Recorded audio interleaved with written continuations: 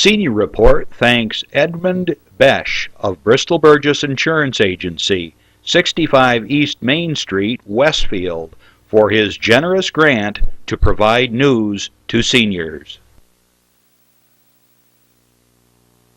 Funding is provided by a grant from New York State Senator Catherine M. Young, representing Western New York's 57th District with a local office in Olean.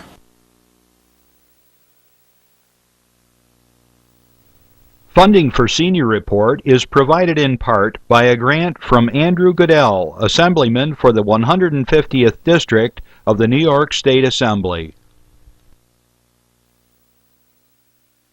Senior Report with Reed Powers thanks Westfield's Schultz Chevy for a generous grant to inform seniors of important news. Over 50 years of service to Westfield by Chevrolet, Schultz Chevy across from the school. The physicians of Jamestown Primary Care are happy to sponsor the Senior Report.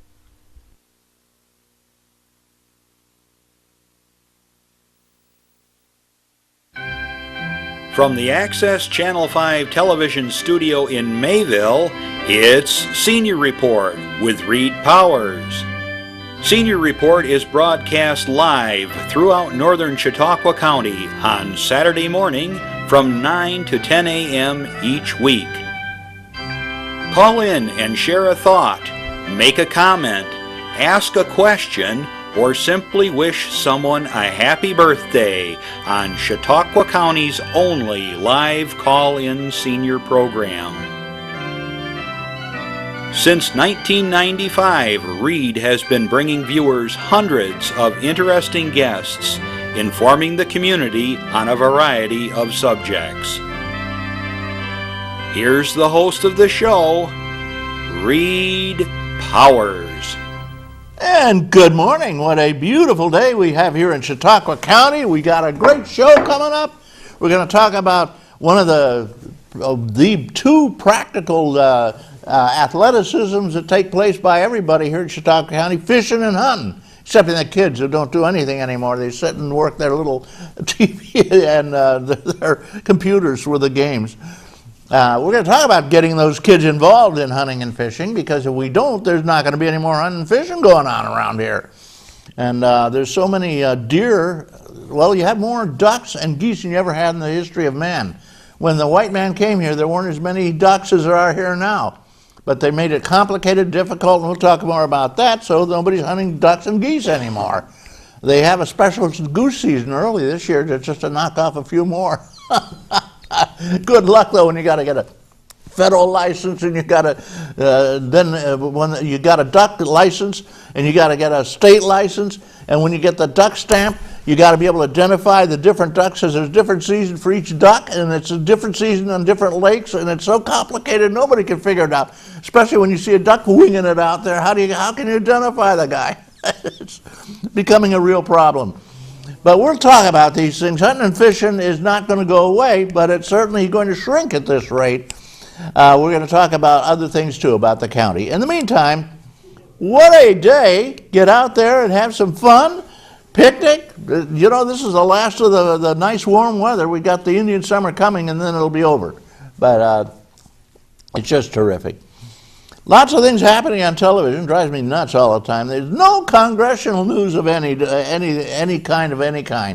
The Syrian attack, when he was going to go over and whip them a little bit for gassing all those 1,000 and some odd people, and many kids and so forth. I can't believe that Assad over there in Syria is such a meanie. But gee whiz, he's killed probably 100,000 of his own people trying to get him to resign, because he's really just torn that country apart. And now he's laying out poison gas, which was outlawed in World War I. Gee, they said you can't have this stuff, it's just too bad. Oh well. So Obama was going to go over, as you noticed in the news, he was going to bomb the hell out of them, but I don't think he's going to do that now, because the Russians cooked up a plan whereby Assad will give up his gas, all his gas stocks, and turn them over to the UN or whatever, the Russians. God knows. It's a craziness going on over. The Middle East is nuts. It's just nuts over there. You don't want to live in the Middle East. Don't want to visit there, especially if you're an Americano. God help you. All right, so at any rate, Chautauqua County's doing well anyway. The squirrel season is open, and everybody's out there shooting squirrels, I'm sure. Actually, squirrels are pretty darn good eating, but you need 2 or 3 for a mess at least, and they're very easy to clean up, and they have back when I was a kid, you just chop them in half and take the back half. Don't worry about the front half. That's nothing but some bones and stuff. And you'd fry them up, and they made a wonderful stew, I might add, and they just fried. They were delicious. But you need about 2 squirrels per customer at least, unless they're real big ones. My front yard has squirrels in it. They're black squirrels, and they're gray squirrels, and then the red squirrels. Now, the red squirrels have an evil reputation, and I never could confirm whether or not it's true. But they say what they do is they get rid of the other squirrels around them because they're real fast, and when they're chasing them, they run up behind them and snap their balls off. So the males can't have any more babies, and that's the end of it. Have you ever heard that? Did you ever hear that one? I've heard that. Yeah. Do you wonder if it's true? Oh gosh. Anyway, enough of that. Kiddies, you run along here. This is an adult program. Anyway, Chautauqua County's doing well. The fishing season's still going. It's dwindling though. The boats aren't going out as much anymore, and before you know it, there'll be those little huts out in the middle of the Lake Chautauqua, the little hooches, and people go out there, and as they say, don't come a knocking if we're a rocking. You knock carefully on the door, and they usually have some libations there, and they have a nice warm fire. Many of them, they keep it warm in there, and sometimes there's a young lady who joins them. It's just a wonderful party, and they catch some fish once in a while. All right, enough said. Got a lot of things happening here. Enough for the national news. There's none. But I got some local news. We have a great bunch of senior clubs around here. The senior citizens meet at the United Senior Citizens Club. It's a group of leaders, and anybody can join, though, and a lot of people do. Followers join sometimes, and they usually meet at the Fredonia Beaver Club. They have 80, 100 people show up. It's just a wonderful, fun thing. And if you're interested, get in touch with Charles St. George. He's been the president there since the world started, I think. And I want to say happy birthday to Herb Sentner, Joan Guzik, and to David Kalasa, among others peoples. 214 dues will start being collected in September over there. Only $3 a year. Most senior clubs have a dues, but they're peanuts, and they just pay for the miscellaneous stuff. Great Belt seniors are quite an active group. They meet over in Fredonia and at the Mason Hall, as a matter of fact. And they have Tai Chi classes there, among others. Remember, Tai Chi's that real slow sort of thing that they do. And it's a very good exercise because it's a concentrated tension on your muscles. They're having a potluck coming up, and the Dunkirk Lighthouse is a great place to have a picnic. You'd go. They have picnic tables around, they get your fire going and make your dogs and stuff, and then you can go take a sightseeing tour of the lighthouse, which is fascinating. It's been renovated and it's terrific. Going on a casino trip, a lot of great things. These people do some wonderful things. Enough of that. They tell me I'm running out of time here. I'm going slowly. There is a Journey to Active Aging event. It's a workshop and a luncheon coming up, and it's at the Lakewood Rod and Gun Club. That's where you need a health meeting. Program begins, it's September 26th. That's a Thursday. Write that down. And it's good. It's a good show. They start at 8 a.m. and the program begins at 9. Of course, 8 you have their coffee and cake and stuff and get started. Big lunch at noon. Again, the Lakewood Rod and Gun Club, September 26th, Thursday, and it's all about keeping your brain healthy. Now, they tell me, Reed, it's too late for you. It's a hot topic, and a lot of things you can do. Crossword puzzles, medication, keep active, be a keynote speaker, do join all kinds of organizations, become the chairman like John Hamels does. My brain will never die. John says his brain will never die. I believe that. Unless it's already dead. We don't know for sure, you know. Lunch over there is chicken salad on a croissant. Fruit salad, dessert, coffee, oh, big schmear and everything. Very, very inexpensive. Don't miss it. It sounds like fun. Enough of that. I haven't got time for all this. Stockton seniors. The Stockton crowd they get. It's a beautiful little place up there in the country. They're going to have hot dogs, a potluck dinner, and ice cream social coming up. Don't miss it. Hello, Bullvolts. Happy birthday. Bonnie Steinoff, get well. The Lakeshore Seniors. They meet at the Dunker Senior Center. Great big old school. Has a huge area that they set up for running. You can run in the middle of the winter because you just go down the corridors and you go in a circle. And they have exercise classes and music classes and Tai Chi and Rumba and Grumba and Dumba and Zumba.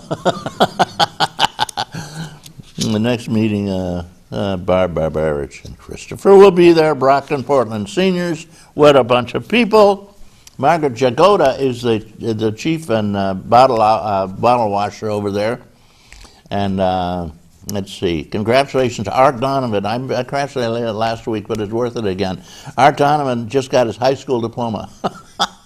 a lot of seniors were in high school about the time when the war broke out, World War II. And so they were rushed off. They left school, many of them, and joined the Army. And by the time they came back, they were old men, and women. And so they were not really, they didn't go back to school, so they didn't have their diploma. So years later, this has been recognized. And since many of them are equivalent to doctorates and everything, but they don't have their high school diploma, they give them their diploma. So Art Donovan, you're one of them. Good deal there. Next meeting will be a Chinese auction, September 30th. And Sheridan Happy Seniors, they prepare meals. You can't believe it, but they do Meals on Wheels over there in the fire department. And there's going to be a big dinner outing September 17th at the Colony. Can't beat that, huh? Silver Creek Seniors are going to join them on a summer wind boat ride on September the 14th. And that is today, isn't it? Yeah. All right. Dunkirk Seniors have open registration on September 9th for the October trips, and they're going to be traveling to Seneca Niagara Casino. Everybody goes to the casinos. Just don't gamble. They'll give you a bunch of free chips. Use them. If you win, leave. If you lose them, leave. Otherwise, you will leave without your shirt, and you'll look very strange on the bus going home half naked. Matinee performance coming up for Drawer Boy. Enough said.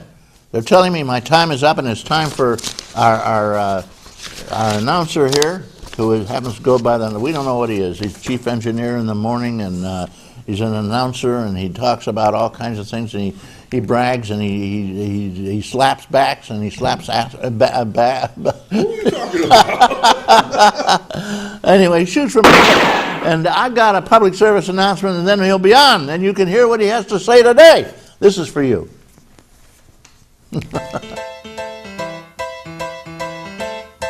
never thought I'd miss you half as much as I do. It must be love, love, love. It must be love, love, love. Nothing more, nothing less. Love is the best. It must be love. It must be hospice. Yeah, we'll have to have that. That big drop of water at the beginning reminds me of the wrangle going out. Michelle Obama says, drink an extra glass of water. It'll make you healthier and make you smarter and more active and more energy. And all the pundits are saying, that's baloney. An extra glass of water won't make any difference at all. All right, yeah, this is a guy, John Hammond. Doc, he's on. You're on. Good morning, everybody. Wow. I didn't know who you were introducing there earlier. I don't slap people around. Well, not too much anyways. All right. Well, good morning to our guest. Eventually, you will get on the show. Hey, here's a little piece of trivia, Reed. I was listening to you talk about this gentleman, Mr. Donovan, I think his name was.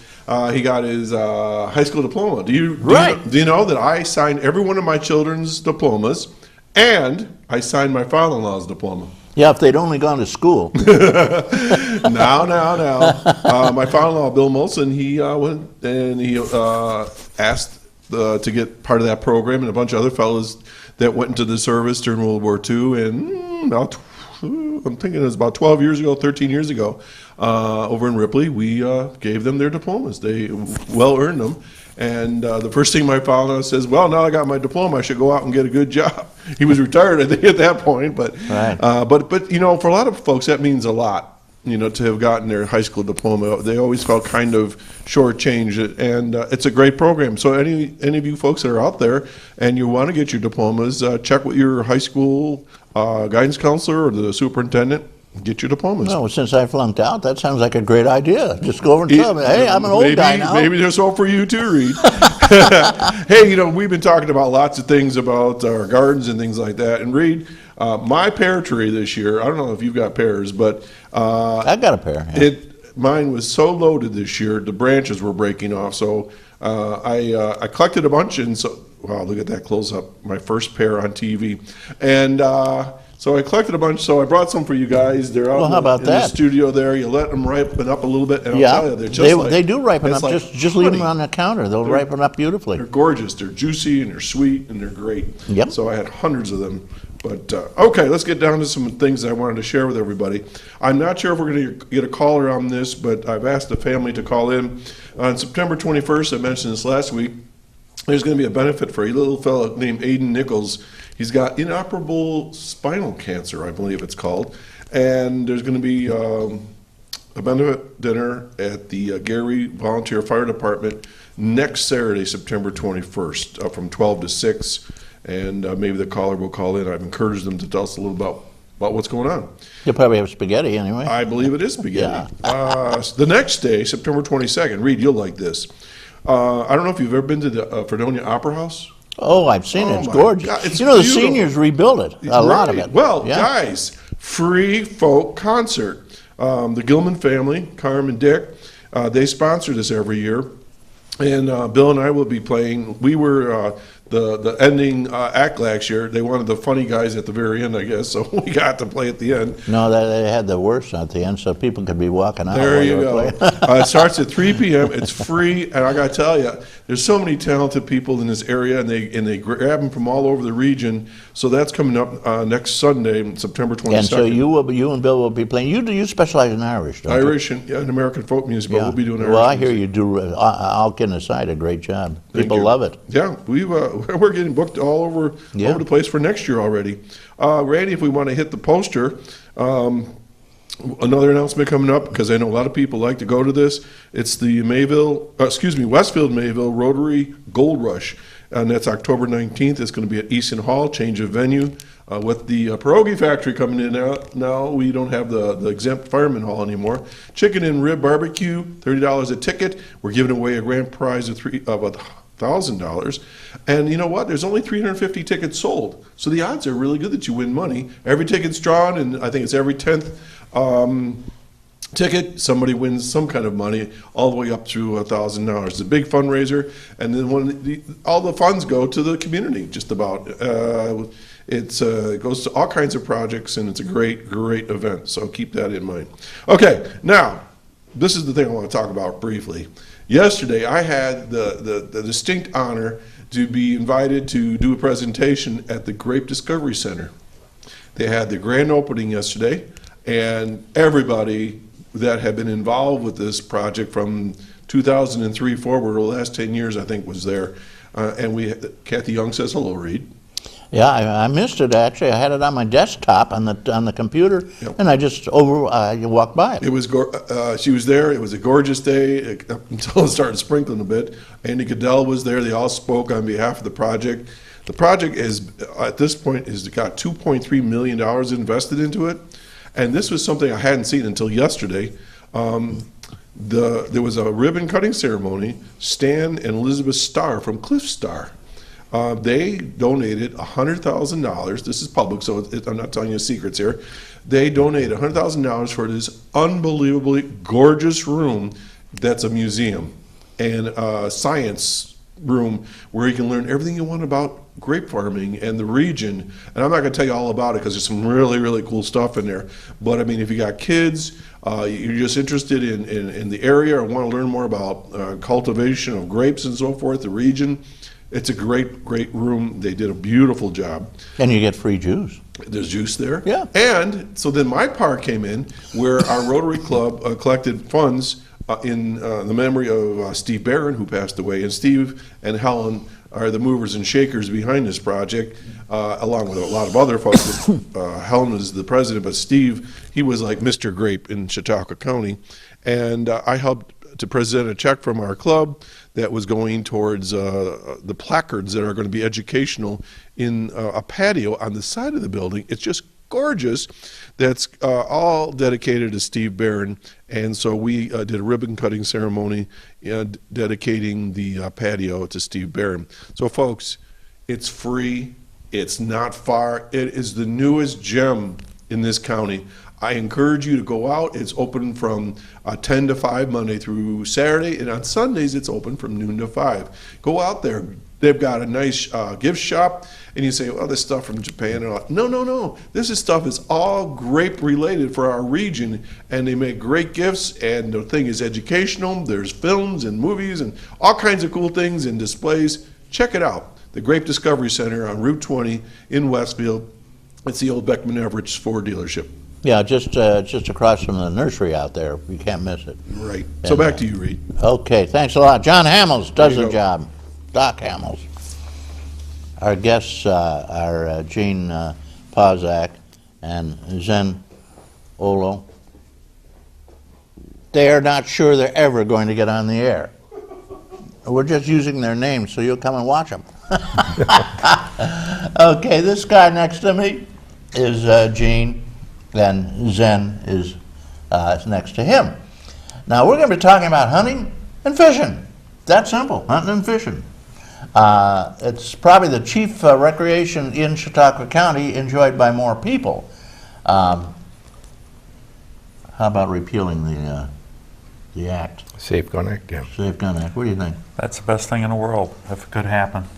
How could they get away with that? That's what I don't understand. That is a very good question. In the middle of the night, they pass a law nobody ever heard of. They whip it out. There's no public discussion, which is required under this New York State Constitution. Doesn't go to a committee for a check required by the state Constitution, and it's unconstitutional. It just shatters the Second Amendment to the Constitution of the United States. And they passed, that Cuomo passed this thing through before he could say Jack Robinson. Went through in the middle of the night. They actually vote in the morning, when the dawn's early light, but I can't believe it. And you can't even buy a box of ammunition in New York State now without having a background check you've got to pay for. It's crazy. Crazy. Certainly is. It's made felons out of 3/4 of the state because they've outlawed a whole bunch of guns everybody's got. You're supposed to sell them or get rid of them, or I don't know what you're supposed to do with them anymore. Outrageous. And of course they won't repeal it because downstate they're all afraid of us. And they're scared of our guns.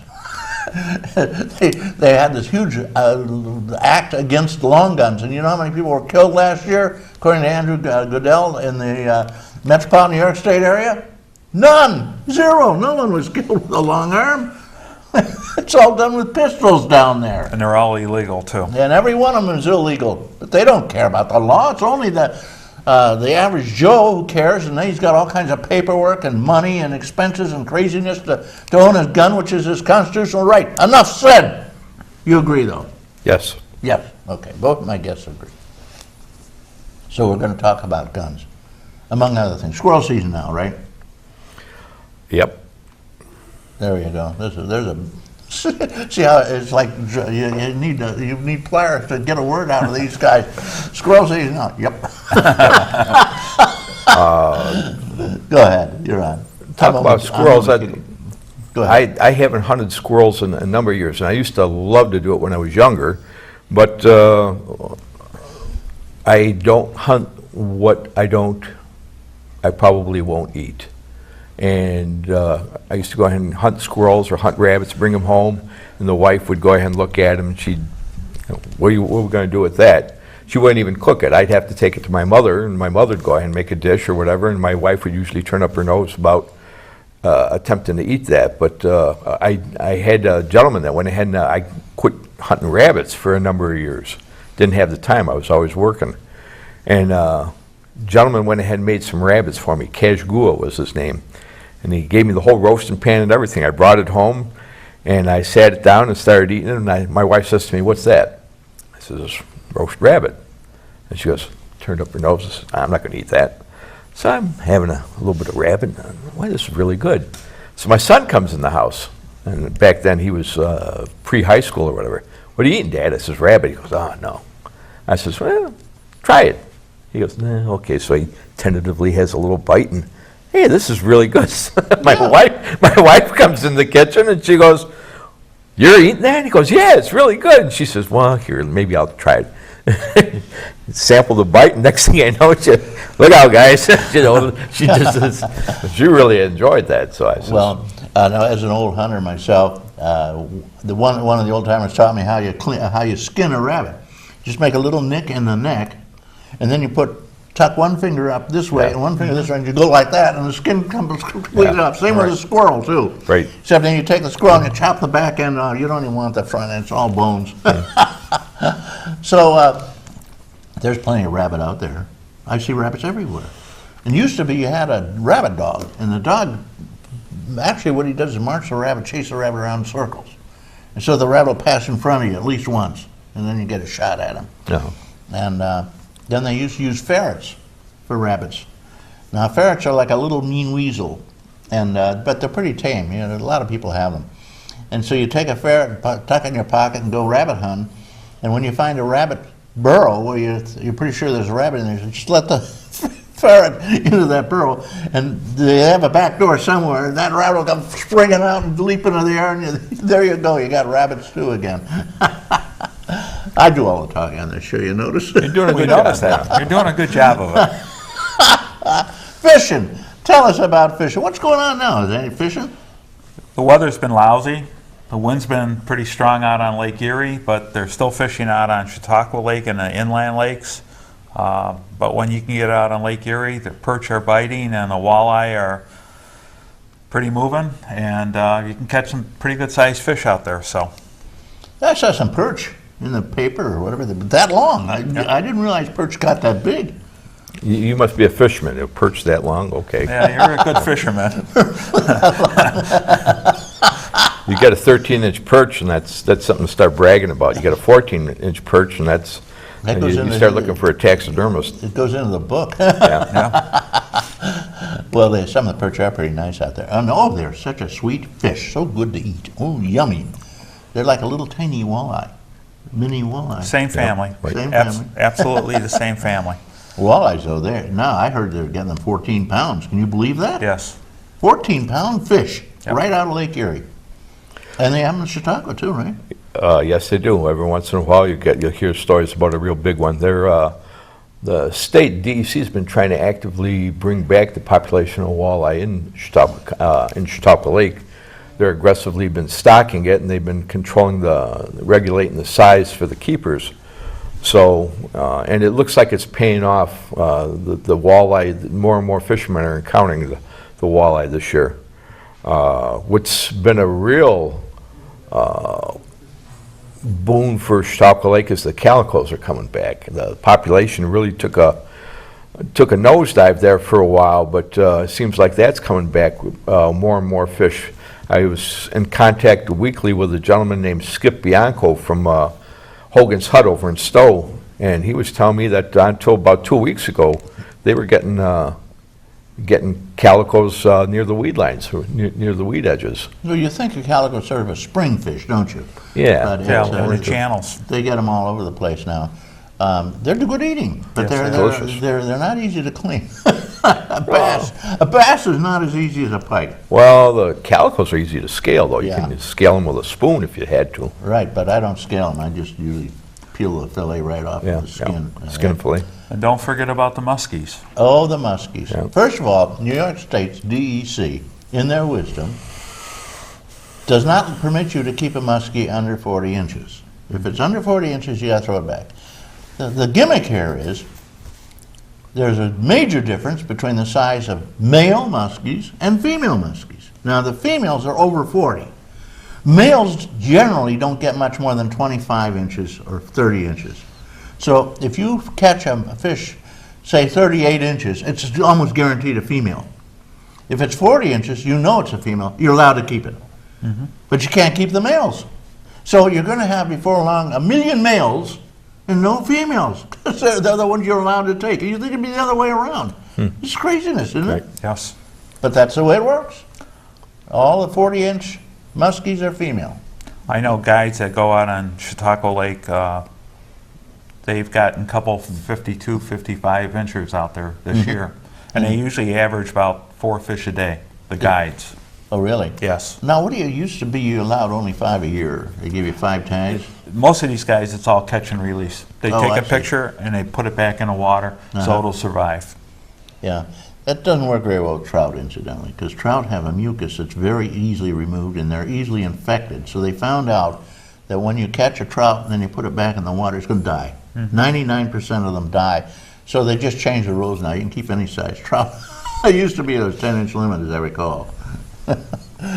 But it's just not going to make any difference whether you let a 9-incher go or not, because you're going to die. Talking about fishing with Gene Pauszek and Zen Olow, these guys are fishermen and huntermen, they're terrific, and they know their stuff. So if you want to call in and ask them any questions, like where do I get a muskie, or how do I catch it, or how, if I run it over and I get an extra 2 inches out of it, is that a keeper? Call in. There's a number, 753-5225. Anybody who calls in today will receive a Big Mac and a pear if you want to come and pick it up. Thank you, John. Prendergast Point, we're all known. They have a fish hatchery there, and that's where a lot of the muskellunge come from, isn't it? Yes. I think they're still operating, aren't they? They raise little muskies and they release them, and then away they go. Has the let's see, we've got a new adventure over there.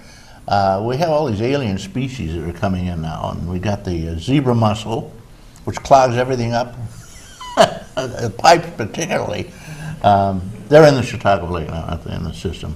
Yes, I believe they are. Has the goby made it? The gobies are like a little eel. It's a long fish anyway. It's, No, No, it's not. gobies are, They're small. They're relatively right. small. Well, they go up to 10 they're- inches. And they hug the bottom. Matter of fact, you're going to encounter a lot of gobies when you're perch fishing, especially if you're fishing in 40 feet of water or less. We got them out in 60 feet. Matter of fact, I was out fishing Thursday evening, and we were trying to locate a big school of perch, active perch. This is Lake Erie, right? Yes, Yeah. yes. And my friend Gary Pleva was fishing with me, and he dropped down. We were marking fish on the ranch fish locator, and he dropped down using live golden shiners, went ahead and hooked up and brought it up in goby. So he did the same thing, and another goby. So we finally ended up moving. We got out of there. But Well, gobies, they were scared of them because they eat all the small fish, the eggs, the eggs the and spawn. things. I The think spawn. you're talking about that eel-like thing, is the Yeah. lamprey eel. No, I'm not talking about lampreys. Okay. No, I'm sorry. they hook onto fish and Yeah. swim around. Right. No, I'm talking about the goby, and it's goby something goby, and they're little eel-like fishes. They're elongated fish, we'll put it that way, and they're very small, 10 inches. And they were in Lake Erie. They were afraid they were just going to take over the lake again because they eat all the spawn from the good fish. But then they say there's a 5-year rotation period when a new species appears before the old species around recognize them as food. And 5 years passed, and guess what? Now everything's eating the gobies. Yeah, everything is. They're all after the gobies. They're like little pieces of one. Hey, caller, I'm sorry, I'm talking away. You're on. Oh, good morning. What's up? I got a couple questions, and I don't know if you can answer them, but I have one's an opinion and one's a question. Oh, well, The let first these one guys do it. Let me ask the question: Is it legal to catch fish by hand? And secondly, do you have better luck with open or closed face reels? And I'll be quiet and I'll listen. Go ahead. There's your answer, sir. I'm not sure what type of species you'd actually attempt to go ahead and catch with your hand. I would, if you watch the catfishing on some of the outdoor programs where they're noodling for catfish, I would imagine it's okay, but I'm not about to stick my arm underwater in a deep hole and hope that's a catfish biting it and not a snapping turtle or whatever. But Or an alligator or yeah, something. well, no alligators around here, thank God. But Right. so I'm not sure about the catching fish with your hands. Trout, and sometimes trout in the stream will get trapped in little... I know that trout, when they're coming up from Lake Erie, people used to go in shallow waters and flip them up on shore. I really don't know if that's legal or not, tell you the truth. Yeah. I believe most of your regulations will go ahead and specify that the fish have to be caught legally by hook and line. Not always. There are some, like your rough fish, you're allowed to go ahead and use a spear. What kind of fish? Rough, R-O-U-G-H. Huh. Like carp, Suckers. some of your gars, Oh, okay. Suckers. Okay. suckers or whatever. But Less desirable fish. right. Yeah. And then, as an opinion, the open face or closed face, I prefer open face because you can cast further, and it's easier to let out more line. Show us that one. Which one is that now? This is an open face. Okay. This one right here where you have to flip the bail over and let Okay. the line out. Most kids, when you're growing up, what you do is you make a transition from a closed face, which you don't actually handle the line. This one right here, you have to use your forefinger to put it in your finger and then cast out with it. You make a transition to one of these because these are, like Gene said, you can cast farther. You're going to give that away, right? We give Who do you give it to? Show it again. What do you got there? You got all kinds of colorful things in it, and what we do is I'm part of the Chautauqua County Fish Advisory Board, and we have an annual essay contest, and every year we judge essays from grades 3 through 6 from the local schools in Chautauqua County, and we give out fishing pole kits to the top 40 kids. We want to raise the level up to even more. One time we had 500 essays we had to read, and not you read. no, I mean I don't remember this at all. No. Yeah, we've been doing it for like 22 years now. And the county exec, Craig Edwards, and some of the Fish Advisory Board, we go out and we present the fishing pole kits to the kids. And if you read the papers, you'll see that the top 2 prize winners actually go on a little fishing adventure with the county exec. Yeah, I saw that. Yeah. Yeah. He must be a good fisherman. He tries. You tried. Yeah. Everybody tries. Greg was great with the kids. So when we were, like I said, I accompanied Zen with Greg and a couple of other fellows. Lance Earhart went with us a few times, Monty Kennedy, and we went all around the county visiting the kids, and it was very enjoyable from my perspective. I think Greg and Zen, we wouldn't be doing it, and these guys wouldn't be doing it if they didn't enjoy it. And the kids, we're going to say hello to Lance, because he was the first time he went ahead and came out and joined us this year, and he was apprehensive about what to expect, and the kids really enjoyed him. He's Lance Earhart. He's a professional. So not the guy who rides a bike. No. He's a professional charter boat captain. Oh, okay. And he accompanied us, and the kids really enjoyed his presentation or whatever. And they always ask, "What's the biggest fish you ever caught?" Well, I know Greg pretty well. He was born in my great-grandfather's house over in Panama, as a matter of fact. Oh, goodness. His dad was there, and his dad was the town supervisor for a while. My dad. Yeah, but they have electioneering in their blood. It was convenient that this year, when we judged, and we don't go by what school they come from or what the kids' names are. We don't care. We just judge the essay, and this year, out of the 40 fishing poles, 15 of them came from Panama. Great. So Edwards and myself and a few other people went down there and presented the kids with fishing poles right in the schools in the auditorium there. So Well, my great-great-great-great-grandfather, Simeon Powers, was a settler there. And he and his good wife, Polly, are buried in the cemetery. Right inside on the right side, which is where the family that was in charge got the cemetery plots when they opened the cemetery. You know, that's the first public thing they had to do. Joe dies, where are we going to put him? They opened the cemetery. Now you didn't want to be in the back, you wanted to be up front. And the front right was the top spots, and there's dozens of Powers buried there. I might add. Front left? I don't remember. Got a phone call or two. You want to take one? Or should we talk a little bit more about the Panama? it's your show. No, it's your show, because you're the guy to run it. Well, the guests always have control. You want to take a call or not? Sure. Yep, the word is yes. Good morning, caller. Oh, aren't I lucky? Good morning. I do have a question for your guest. Okay, go ahead. If you fish either Chautauqua Lake and I'm kind of more interested in Lake Erie, are the fish safe to eat? Would you just recommend eating them? Is there any sign of pollutants in them that could harm the human body?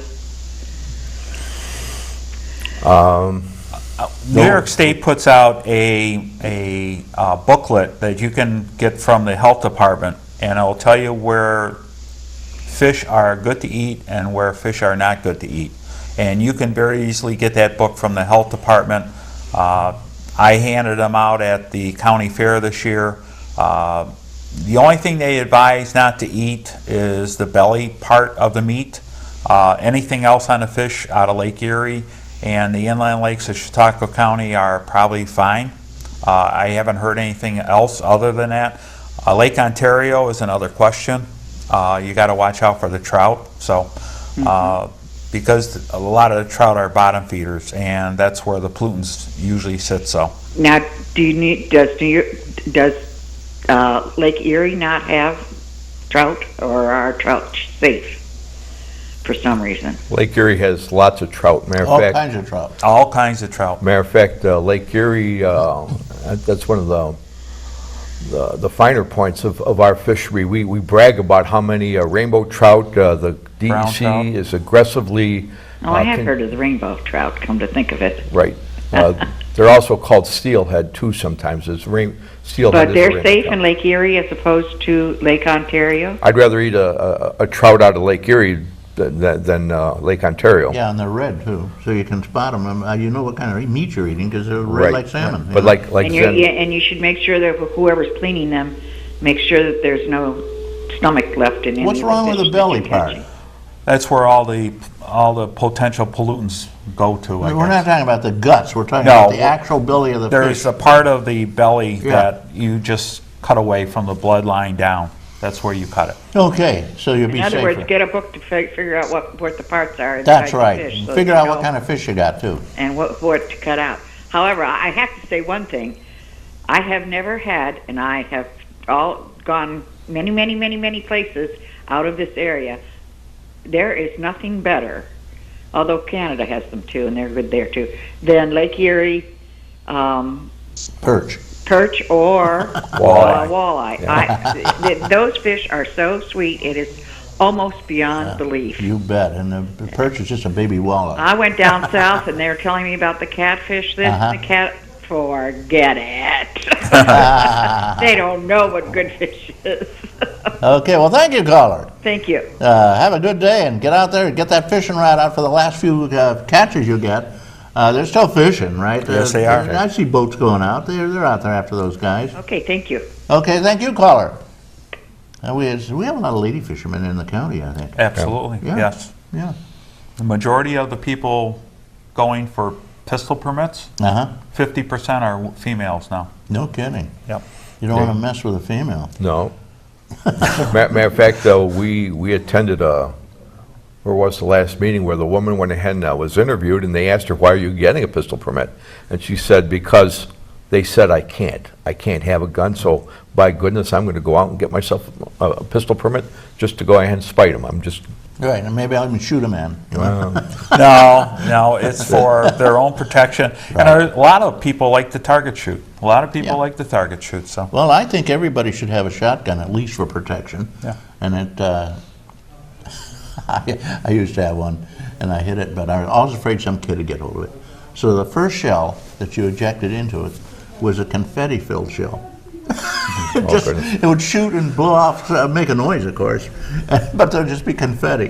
The next shell was for real, though. It had goose shot in it. right. Oh, Well, most of the time, like I said, especially if you have kids in the house, you don't want You to don't keep a wanna do loaded it. gun, right? Right. I'll tell you a story. 5 years ago, there was no Olows in Chautauqua County or in New York State that had a pistol permit. 5 years ago, I went to get my pistol permit. This past year, my wife, my daughter, and my sister went to get their pistol permit. So there's a lot of Olos now loaded. Well, carrying iron. there's a lot of stuff going on that, No, I agree. You should have a gun, and I think most people in Chautauqua County do have one. And it's not much good if it's not loaded either, but that's a problem because you're always worried about kids getting into the damn things. You got to hide it. Here's one you can do, guys. I take a spot in the wall and cut it out just above the beam that crosses, and we're talking chalkboard, right? And then I'd put my gun in there and carefully plaster it over with just paper, and it looked like the wall, painted, and it's the same as the wall. But if in an emergency, you just punch your hand through and grab your gun and it's ready to roll.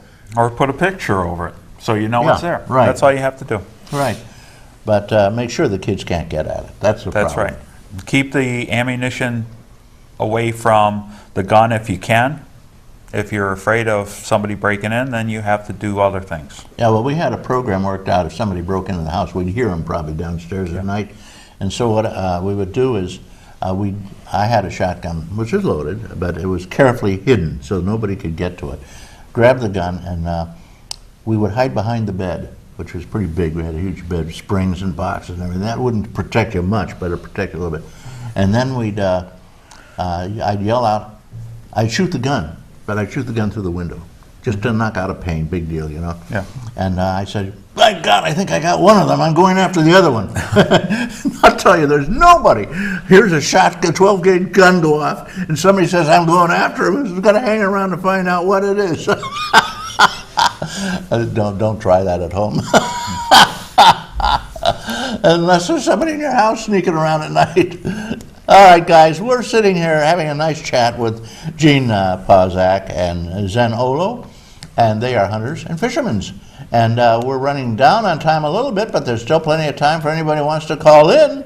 So if you'd like to call in, there's a number, 753-5225. If you can't remember that, 753-JACK. Like jack your phone in. And in the meantime, I wanted to ask these guys one more question or two. What do you do when you want to fish during the winter on Lake Chautauqua?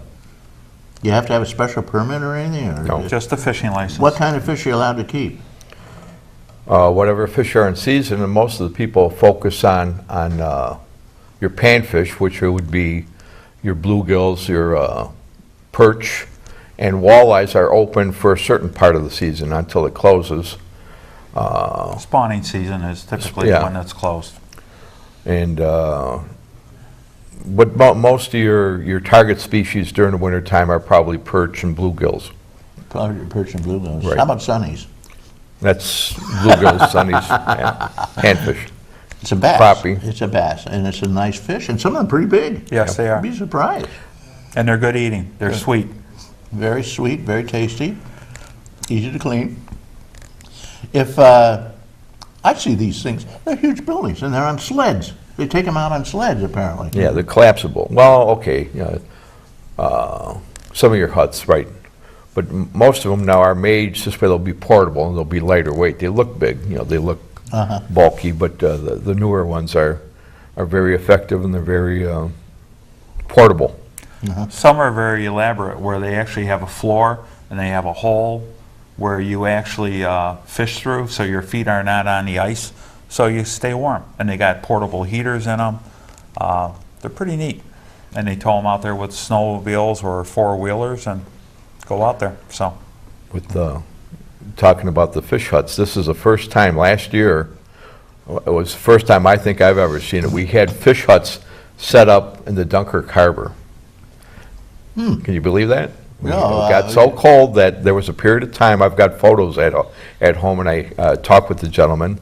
They actually set up fish huts right in the Dunkirk Harbor. Right off the pier. Right, they had a reduction of the power at the energy station, the power plant, so they weren't releasing as much the warm water in the discharge area, so that cooled down the harbor. Plus, we had that one period where it got really cold, where the harbor actually froze in Dunkirk. Oh, me. And I don't think I've seen that since the blizzard of '77. I think was the last time I remember seeing that. Long Island has a ridge of islands out beyond it, Fire Island.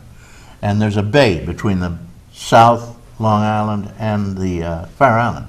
That bay is saltwater, but it's got some fresh in it. A lot of fresh It's goes in it. brackish. Right, and that's where 3/4 of the clams eaten in the United States come from. But it never freezes until once in a rare while, and it did freeze one year, and I lived down there, so I was watching this with great interest. And everybody drove their vans out and dug holes and was ice fishing like crazy. The trouble is, it suddenly began to thaw. Oh, goodness. And some of the vans were left out there to be picked up later, and they couldn't get them off. Right. And so I think there was something like 25 or 30 vans actually wound up sinking. And no one would be responsible for them. The town wouldn't pick them up or wouldn't grab them. The Fed says they're not our business. And none of it. The insurance companies wouldn't pay for them. And here they are, sunk down. And this is a bay. It's very shallow there. So finally, the map makers resolved the problem just by putting on the maps where the buried vans are and said, stay away from here. Yeah. I think they're still there today. Okay, well, fishing is terrific. Brook trout, we have them in the brooks here. We have them all over the place. They're out in the bays and out in the big lakes and everywhere. The trout is a smart little fish, and you have to go out after them. And I see there are a bunch of flies there. You can use flies to catch them. They're Yes. streamers, and I was always I had a particular one I liked. It was called the garden hackle, and it was just terrific. It was just a night crawler. Oh, jeez. Oh, Lord. Don't quit your day job. And boy, I'll tell you, trout fishing is fun. It's the first one opens April 1st usually. And you can go up in the stream, Chautauqua streams, way up around Lyons Mill and way up on that area. Wonderful trout. There's a lot of trout up there. And they used to release them by the ton, but I think they pretty much cut back a lot. You know, they're sending they use the money for hunting licenses and fishing licenses for this kind of thing, but now it all goes down to New York for welfare. They have a conservation fund. There's like over $50 million in it that the sportsmen want to try to rejuvenate the pheasant farms and the fish hatcheries and everything else, and the government just won't let them spend it on it. So No, it goes to welfare down in the city. Caller, good morning. Good morning. How are you? Well, I'm fine. I'm super fine. That's good. Hey, we've been talking a lot about fishing. What about hunting? What's the outlook for this year as far as hunting season? Lots of deer, right? lots of deer. Lots of deer. Yep. Lots of geese, a lot of ducks. You'll see that there's probably more squirrels and rabbits out there because you don't see that many hawks out there. But the coyotes are still prevalent, and that's a prime predator for those species. So, What about fox? Do they have that much impact on the populations or not? the fox and coyotes and a lot of animals out there go through cycles, and I think this is probably a low part for the fox. That's just what I hear from trappers and everybody else, that it's kind of the low part of their cycle. So And it's a high for the rabbits. They Right. run in reverse. they run in reverse when there's a lot of rabbits. Probably 2-3 years from now, you're going to see a lot more coyotes and hawks and everything else because they start feeding, and when there's less rabbits, there's less food, they go other places to find feed for themselves. Let's say one of the controls on the rabbits, incidentally, they run with the deer too, is that the deer stomp on a lot of rabbits. They kill a lot of the small bunnies because there's a lot of deer around. So when they're heavy deer, there's less rabbits. There you go. So it sounds like it's going to be a fun fall and winter. Yep. All right, thank you very much. Well, before you go, I'm going to ask, I'm sure these guys, Zen particularly knows how to get a white-tail buck. What do you do? How do you get a buck? Find some land that you can hunt on. That's one of the best things. I mean, I hear the caller chuckling right now, but I think that's what's going on right now, is there's a lot of prime hunting land. A lot of posted property and a lot of everything posted else around. property. Got to ask permission. You got to ask permission, and a lot of people, no matter who you are, you got to ask permission and be a good sportsman and leave it the way you found it. Don't leave any holes in the outhouse. Okay. Thank you, caller. All right, thank you. Yeah. Good morning, caller. Another caller. Hello there. Good morning. This is Linda Spalding. Well, good morning, Linda. What's new with you? We're talking about fishing, you know. And Muskellunge, I know you're an ardent muskie fisherman. Oh, and I love the water. And you're talking about deer hunting. That'll be coming up soon. Yeah. It's a great show. And turkey hunting. Turkey hunting. Yeah, there's lots of wild turkey around. Mm-hmm. I see them all over the place. Not as many as what there has been. Well, the coyotes eat them, right? Yep. Coyotes and... There's a concern that you had a lot of mature adult turkeys, but you didn't see the poult. The poult production is way down this year. Poult's a baby turkey. Right. Yeah, there are a lot of coyotes. They're a beautiful animal, but they're very daunting. You have to be very careful with your pets and children. Yeah, they snap them down. They'll actually track down deer. Oh my God! All right. Yeah. Well, Linda, what's new? Well, I just wanted to everyone to know that there are services with the Chautauqua County Office for the Aging. It's still there? Oh, yes, it is vibrant and Good. alive as ever. Oh, just a minute. My boys are arguing over a biscuit. But also there are job openings coming up in the month of October with the Senior Aid Program, and there's lots of possibilities for jobs coming through in different parts of our county. Give them a number, one number. 753-4471. There you go. If you want a job, seniors, you might have a shot at it. Thank you, Linda Spalding. We're going to run because I just got this funny sound. Well, have a great week. Well, we're out of here. You too. All right, guys, 30 seconds just to wind up. Anybody want to say anything? I'm going to mention that at the Northern Chautauqua Conservation Club, starting on this Monday, every Monday during the winter and into early spring, we're going to have a group called, for lack of a better official name, they're the Monday Night Con Club Fly Tyers.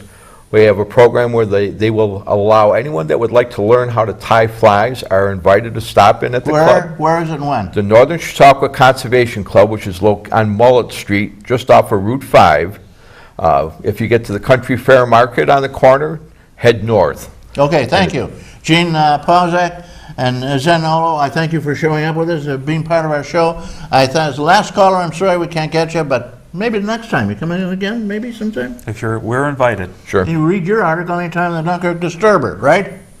Hey. Observer. Chuck Kelsey, thank you. Devin Taylor, thank you. Chris Burt, Randy Burt, Chris Ramaker, Jeff Zook, Don Zenz, and John Hamels making this show possible. Get out and fish and hunt. It's a time of your life. You get into the woods, you smell the nature, you're part of the world. Thanks again for tuning in. I'll see you next week. May all that is proud and true and noble abide with you. I'm Reed Powers.